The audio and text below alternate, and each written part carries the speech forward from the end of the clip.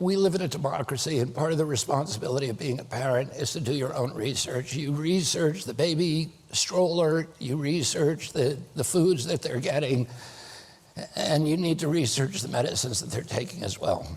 So this do your own research has become a slogan basically around anything science-based. And I get that people want nuance, and I actually support empowering people to understand science a lot like we have with what he says is baby strollers, or when I'm shopping for a car and looking at consumer insights, for example.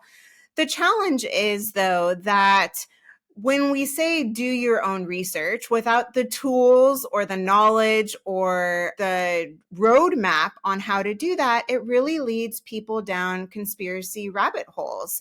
I'm always reminded of this idea of the Dunning-Kruger effect, where really uninformed people sometimes think they're incredibly smart, and well-informed people, like I would say myself, always think I'm very dumb because I am always thinking about what I don't know, and how I'm not approaching a conversation. And so this whole do your own research is really quite troubling for something like vaccines or drugs that are incredibly complex and hard to do if you haven't been trained in it for 10 years. What do you think, Abdul? Yeah, I think that's exactly right. And then the other problem with do your own research is that there is a hierarchy to information. And too often we as a society have failed to introduce that hierarchy to people in ways that make sense. And so what happens is they get the least common denominator information, which opens the floor for mis and disinformers to just create all kinds of noise that make it harder for people to see the signal. And so when folks, quote unquote, do their own research, what are they going to find?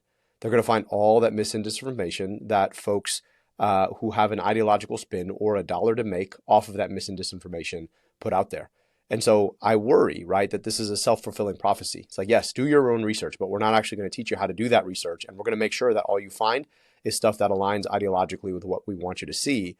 And that just becomes a never-ending downward spiral into the worst kind of mis and disinformation ecosystem.